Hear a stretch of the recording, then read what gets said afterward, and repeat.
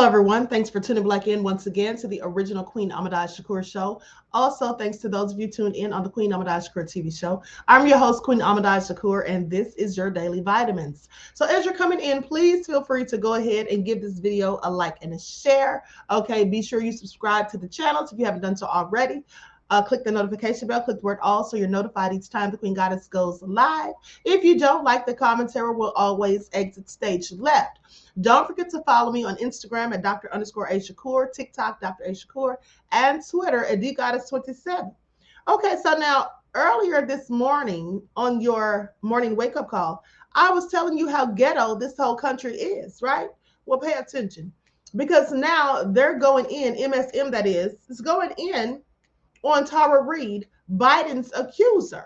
Okay, now you may have heard about this back in 2020 when he was running for president, when they were talking about, or actually when he just got in office, I believe. But anyway, they were saying that in 1993, this woman was a former staffer who said that he was in fact harassing her.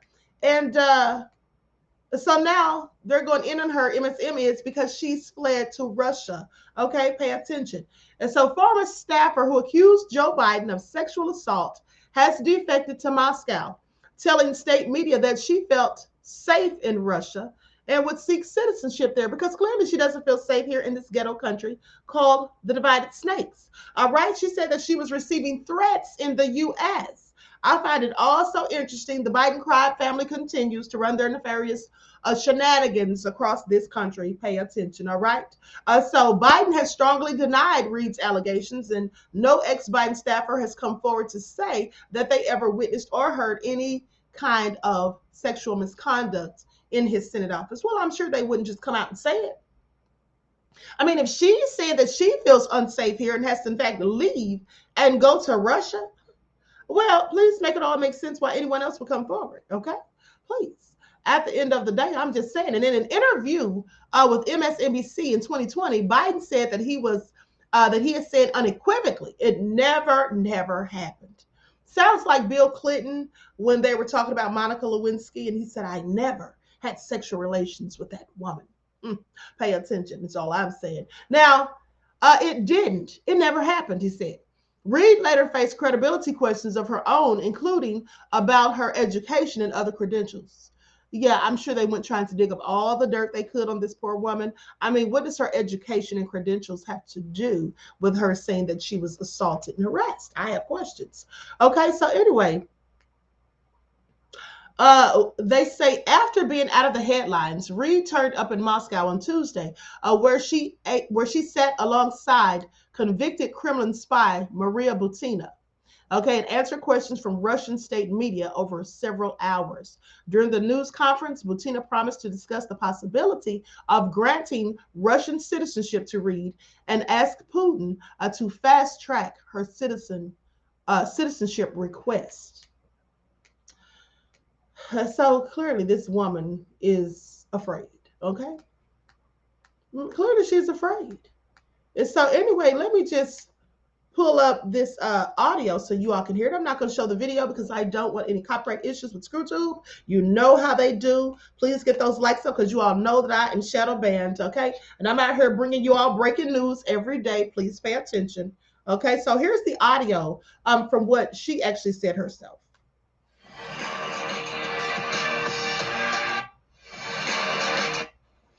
You know, I'm worried about your physical. Said earlier this week that she had moved to Russia and was seeking citizenship there. This is according to Sputnik, a Russian government-run news site.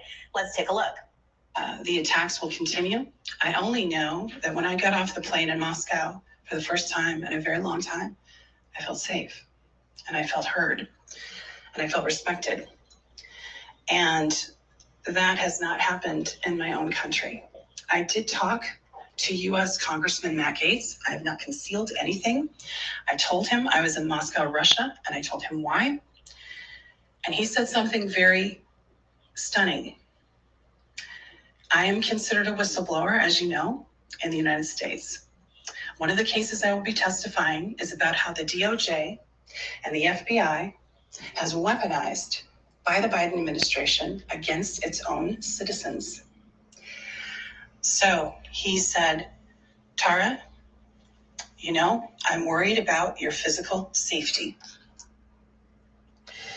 Now, the media reaction to this, I think, has been somewhat outsized to what is actually happening here.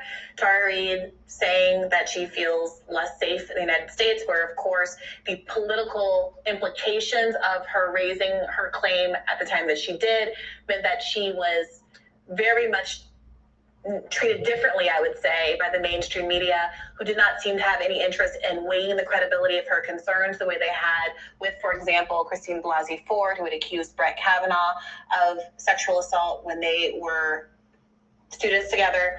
Of course, nobody knows what happened in any of these instances except for the people there. But what we do know definitively is that the media treatment and interest in actually investigating and following up on some corroborated evidence that Tara Reade had was nil. Grossly different. And frankly, making this even more disgusting, I'm seeing a lot of, I've gotten personal messages, they're off the record, so I won't share the people behind them, but people in mainstream media saying, oh, look at you. Yeah, how do you feel now? You took this more seriously than I did, but she's a Russian student. She's moving to Russia. So you must feel pretty stupid for even writing about this and covering it. And to be clear, I only said we should apply a standard evenly across the board. Right. I personally, I did not vote for Joe Biden because I'm not a Democrat and I don't support his policies. Same. And if I had been inclined to vote for him, I frankly don't think a many decades old accusation, barring extremely compelling evidence that is very likely to have happened,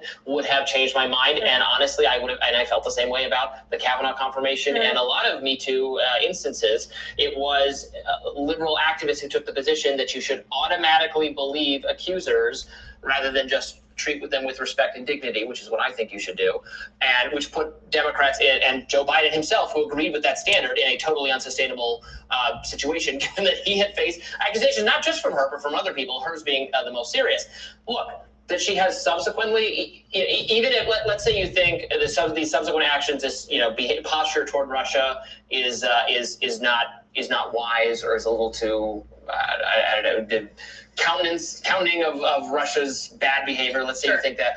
I don't think that changes the underlying accusation whatsoever. And in fact, it could be that someone who made an accusation and then was not taken seriously was gaslit by a mainstream media that was eager to dig into every single Me Too instance of anyone on the planet except hers. Yeah. Maybe got a little paranoid and a little conspiratorial and went down some rabbit hole of some thinking the world is against her because of that behavior. Also, that would not be surprising at all. I don't know that we can even call it paranoia when the media was very much against her. Listen to this from contemporary coverage of this news story in the New York Times. The New York Times writes, in interviews with the New York Times in April of 2020, no former Biden staff members could corroborate any details of Ms. Reade's allegation. No former Biden staff members could corroborate. Let's recall, because we should talk about it here, because at the time, the media had no interest in talking about all the corroborating evidence, which frankly, I don't know what happened. No other wolves could corroborate what happened to the three little things. Right. But I don't know what happened, but I do know that there was more corroborating evidence in the Tara Reade case than there was in the Christine Blasey Ford case. Starting with the fact that she contemporaneously told her brother and a close friend of the assault when it happened. She also told her mother, who is deceased. However, her mother made a call to Larry King Live talking about the assault, which somebody, when Tara Reade raised that in an interview, I think with Katie Halper, someone dug it up, and now we have the video of Tara Reade's mom talking about her, corroborating well before, like this is in the 90s, corroborating Tara Reade's account. Okay, this was in the event probably, or maybe it was in the early aughts, but the event happened, it happened in 1993. The call to Larry King Live happened in 1993. Okay, moreover, Tara Reade says that she reported the assault to a member of Biden's staff, Marianne Banker, the office manager in Biden's office at the time. Now, this is maybe what the New York Times is alluding to, that when contacted, Marianne Baker said, she's never heard of this. She doesn't know that anything happened. But in an article in The Intercept, Ryan Grimm wrote, he pointed out that, quote, for Baker's statement to be true, Reade would have had to have lied to her friend, brother, and mother about having complained to Biden's office. and there's no obvious reasons to that. Now, people will say the timing is bad. She's coming up with this in April of 2020. This is political, but that doesn't explain why at 1993 and before, she had made all of these statements contemporaneously or near contemporaneously to other people in her lives. And that's something that no one in the media really reckoned with or engaged with in any way. And I don't remember there being any pressure at all on Baker to look through, to do document requests, record requests, try to see if there's any actually evidence that can corroborate from on the opposite side what Tara Reade had been saying. Yeah, the excuses people in the mainstream media came up with in private conversations with me when I would ask people, why aren't you covering this? Why aren't you digging into this? Why don't you have the interest in this that you had about Christine Blasey Ford or 100 other things? The excuses they came up with were so just flatly absurd and ridiculous. It was clear that it was inconvenient for Joe Biden, and it was it was a lack of willingness to cast aspersions on him at that point. Even though there was still someone running for the Democratic nomination at the time who did not have sexual misconduct accusations against them. And again, I am not asserting whatsoever that this should be the standard, that you get accused of anything, that's it, it's over for you. I think we went way too over our skis in due process bad ways and in like public, burn them at the stake kind of views. But this was a standard the mainstream media wholly bought into for everyone else. And even if you believe women to the side, you should at very least believe in investigating claims that come up. Yes. That should be the standard, that you treat all of these claims as potentially credible, you investigate them, and either they are or they aren't. And in fact, we can't memory hole that there were a number of people who accused Joe Biden of sexual misconduct at the beginning of his campaign. His own vice president, Kamala Harris, said that she believed Biden's accusers. People like Alyssa Milano, who were key members of the Me Too movement, flipped on a head of a pen when it came to the accusations about Joe Biden, immediately ran covering him. People People like Stacey Abrams were courted on TV and made to say that they basically immediately, without having any opportunity to know anything about what happened, said that they believed Joe Biden.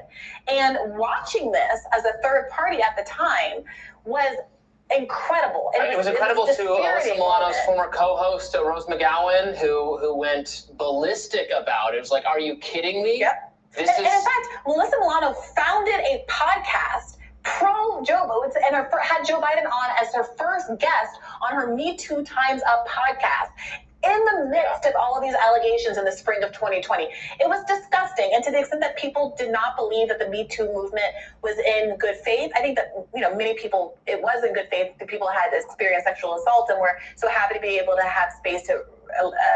That's absolutely all true, okay? That's absolutely all true. Now, they sat up there, like they said, and they flipped everything that they had previously said about believe all the women and going so hard in the paint for these cases, specifically against men who are Black, okay? Bill Cosby, for example. They had so much to say, but when it came to Joe Biden, whether all of the information and evidence had come out, they were quick to say, Stacey Abrams included, okay? They were also quick to have his back and act as though he didn't do anything wrong, and as if this woman, Tara Reade, was not to be given any credibility. Okay, they didn't give her the same respect, is all I'm saying. Why they want to sit here and go in about Trump and Stormy Daniels and money being paid off and all of that? Why don't they say anything about Joe Biden? Why is he always safe? Okay, why is his entire family, the dirt that they do or the things and accusations against them that are always levied are swept under the rug? Okay, I have questions. And at the end of the day, it's just all so crazy. Now, the fact that this woman felt the need to actually leave this country speaks volumes, because I want you to pay attention. If you recall, John Paul McIsaac, the man who turned in Hunter Biden's laptop, okay, who had to leave the state, pay attention, lost his business, lost his home, had to uproot himself. Okay, why is it that when anyone says anything against Biden's nefarious crime family, in my opinion, people have to uproot themselves from where they are? People all of a sudden don't feel safe. People are being threatened. Okay, I'm not saying the Bidens are threatening them, but I'm saying these people are saying they've been threatened, and they have to uproot themselves and move and just change their entire lives around. I find it all very interesting. And at the end of the day, they wanted to sit here and make these excuses and say it was decades old information. They couldn't substantiate it. None of the other staffers came forward. Well, why would they come forward? Okay, why would they come forward? When we see what happens to people who speak against Biden's family. Okay, we see what happens to people who spoke against Barack Obama. Those people came up deleted. Now, I'm not saying Barack or anybody in the Democratic Party had anything to do with it, but I just find it all very interesting. Larry Sinclair, okay, what happened to him? Okay, he got run down by a car. Is that what we're supposed to just think was all just a coincidence after he gave out all that information? But anyway, Miss Reade worked as an assistant for Biden when he was a senator in Delaware. And she was 29 years old at the time. Okay, so with that all being said, it was in 2020 during his presidential campaign before he actually got to be the president. But it was when his campaign was getting underway. That's when she came out and said that he assaulted her in a Capitol Hill corridor. Okay, when she was working for him.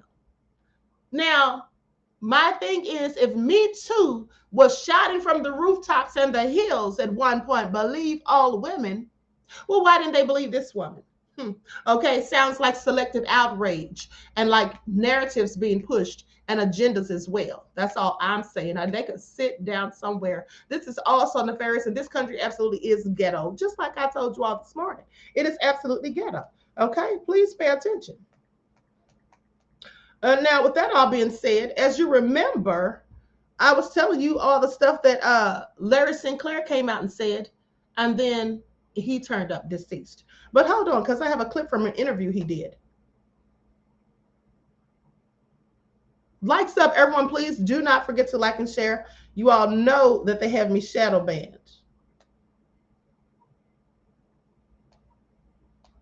Oh, I'm sorry. Apparently, I don't have the video. That must have been scrubbed from the internet, because now when I tried to pull up the Larry Sinclair interview, it actually says video not available. So I guess they took that right on down. Please pay attention. Okay. So moving right along. Also nefarious. So they say an ex-cop gets life in prison for deleting his girlfriend who insulted the size of his cucumber. Please pay attention. All right. Please pay attention. So anyway, let's get into it. Like stuff, everyone, please like and share. So here's what they say. Let me put his picture up on the screen. Let me put his picture up on the screen. These are the people that are supposed to be trusted to protect and serve. Please pay attention, okay? Also nefarious.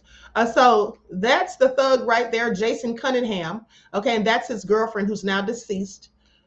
Jason Cunningham was sentenced to life in prison for fatally shooting his girlfriend. Okay, a former Georgia deputy got this sentence for fatally shooting his girlfriend, according to reports. Now, they say he pleaded guilty to the murder of Nicole Harrington and will spend, in fact, the rest of his life behind bars, where he needs to be. And there's plenty of the rest of them that need to be behind bars for life, too. Out here deleting people who are unarmed. Pay attention. Okay, Cunningham admitted to shooting the 37-year-old woman of three, mom of three, in the back of the head in June of 2020 after she insulted the size of his manhood. Well, it must have been true for him to get that upset. But let me continue. He then left her body in the elevator of a parking garage. Okay. Now they say this was in the affidavit. They say that Cunningham and Harrington were having an affair, and he went to break things off with her. She became irate, and he didn't know what to do. After their argument grew loud, he confessed to shooting Harrington from behind as she got into the elevator. Why didn't he just lie and say he feared for his life, like they do when they say when they shoot somebody who looks like me from behind? Now, Cunningham was arrested following an 8-hour standoff. He was also sentenced to 5 years for possession of a firearm during the commission of a felony. What a thug. What an absolute thug. So I am not surprised.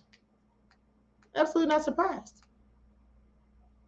Now, with that all being said, what about this man who beheaded his girlfriend on a Minnesota sidewalk, and he ended up getting convicted of first-degree premeditated murder? And this is Alex Saboritz, 44 years old, likely facing a life sentence. So he was found guilty of the July 2021 murder of America Thayer, who was 55 years old, following a court hearing, okay, during which he waived his right to a jury trial. Sorberit was found guilty of felony count murder, first degree premeditated. His review hearing is scheduled for June the 1st. Now, they reported that County Attorney Ron Hocevar anticipates Sorberit will now be sentenced to life in prison without the possibility of parole. Well, that's exactly what he needs to get. Cut someone's whole head off. They said that witnesses saw Thayer alive with the defendant in her Chrysler 300 sedan at about 2 p.m. in Shakopee's Memorial Park. Approximately 30 minutes later, multiple witnesses saw a man attacking a woman in a Chrysler 300 sedan in the intersection of Spencer Street and 4th Avenue in Shakopee, which is about 1 mile away from the park they were initially at. Other witnesses then saw a man standing outside of the open passenger door, striking the victim with a hand weight. Okay, saying that they saw the man chopping at the front passenger seat with a large knife and then pulled a decapitated head out and severed, okay, and the severed head, pulled a decapitated body and the severed head out of the vehicle. This is also crazy. Now, one of the witnesses drove by again and saw a body and a severed head on the ground right outside the vehicle. The defendant used a dumbbell to strike Thayer in the head and a machete to decapitate her. The nature of the assault is proof of the defendant's intent to cause her death. So it was absolutely premeditated. According to a release by the Shakopee's Police Department in July of 2021, officers responded to a call of a stabbing between 4th Avenue and Spencer Street. Thayer was later discovered with stab wounds and pronounced deceased at the scene on a sidewalk, okay, in Shakopee, Minnesota.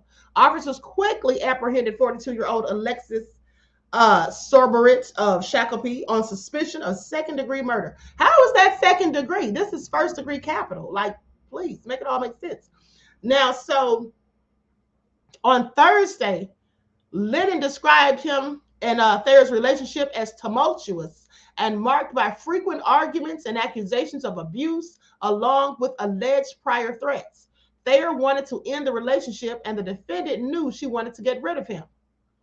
Now, they say that in 2021, Thayer's co-workers at MyPillow detailed the devastating impact of her brutal murder. One person said, I went there today and went to the store and got her a rose and a teddy bear to put on her desk. That's what Jamie Wardley said. When I got there, I didn't even look at any of my coworkers. I just stood at her desk with my head down. Everyone was just crying. It was a very emotional day and still is.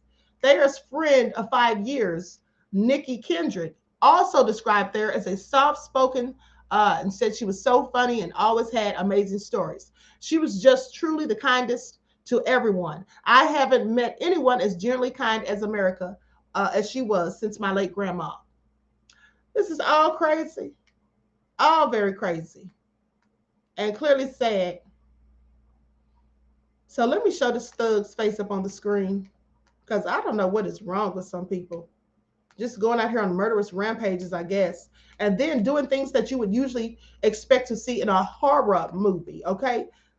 Cutting off someone's entire head, like, make that make sense. What kind of demonic energy must you possess to do something so ghastly? And this is the woman right here. Oh, so sad, honey. Crazy. Absolutely crazy. And so they say 5 people were arrested after a reported fight at a Circle K. Also ghetto, like I keep telling y'all, pay attention. And you already know there's some people who look like me, honey. When you hear fight at a Circle K, I'm just sorry, but it reeks of our own folk. So here's what they say. Lake City Police Department responded to a reported fight at Circle K on 938 West Duval Street. Now, when officers arrived, they saw 5 people in a fight. While officers were attempting to separate the fighters, one of the suspects sprayed pepper spray on the other suspects, including one of the officers. Now, those affected by the pepper spray were treated on the scene by EMS. All 5 were arrested for a fray, with the individual using the pepper spray also being charged with aggravated battery on a law enforcement officer. Just idiots, okay? Just idiots. I mean, thank God they didn't have guns and no one lost their life. But the fact that they're out here fighting like cats and dogs in public, making whole fools of themselves, and now this fool's going to be hit with an assault on an officer, or has been hit with an assault on an officer charge because you chose to spray pepper spray. Oh, so crazy. Here they go right here. Hope their parents are proud. Just ridiculous. So anyway, now here's some good news.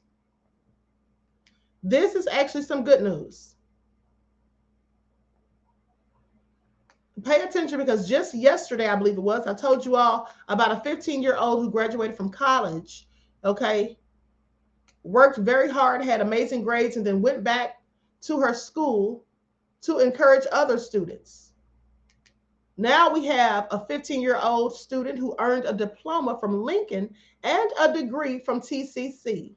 A shout out to her. Okay, for as long as Demetria Coley can remember, school has always been a top priority for her. Growing up, kids her age were busy playing with toys, while Demetria could be found reading and playing educational games.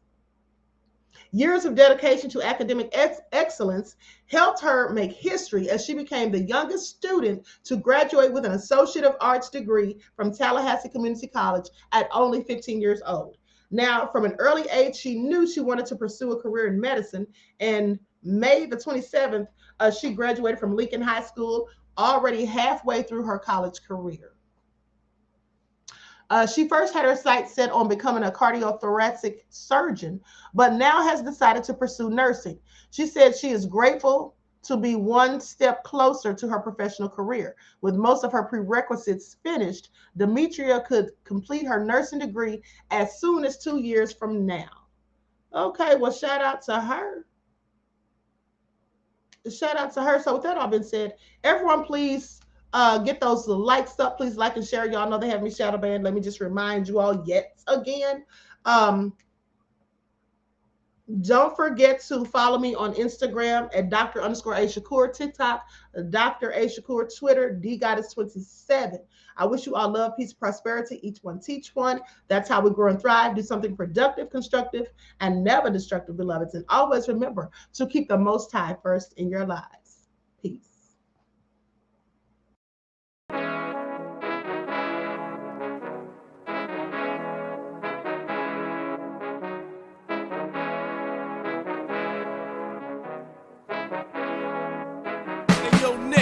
With that flavor all in my skin, God all in my blood, kings all in my circle. You touch one of mine and you're done. They show no love for the queen.